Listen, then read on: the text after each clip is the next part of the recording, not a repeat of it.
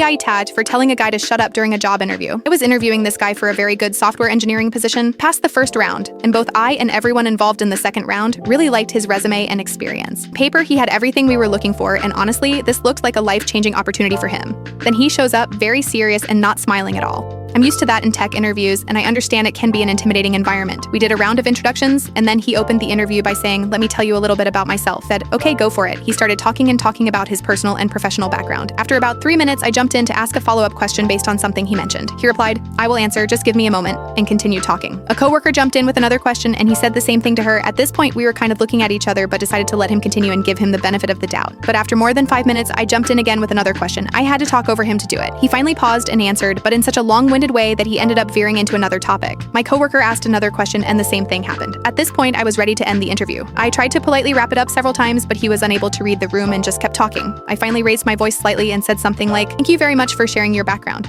In the interest of time, I'd like to ask if you have any questions for us. This is standard protocol and helps us prepare answers for future interviews." He asked a question about the team. As I was answering, he raised his finger and interrupted to talk more about his background. Let it go. He asked another question, which my coworker started to answer, but again, he spoke over her to talk about himself. I tried once more to interrupt politely, but he kept talking. At that point, I was done. I said, "John, you really have to shut up and listen." He was surprised, as was my coworker, but he finally stopped talking. I continued, "You walked into this room with a 99% chance of getting the job. Now that chance is 0. The only reason is because in less than 15 minutes, you've demonstrated that you don't have the capacity to listen at all. So I'm telling you now, you're not getting the job. But if you take anything away from this interview, let it be this. No matter how good you are technically, if you can't listen, you'll never excel in this career." He apologized and said, "Can we start again?"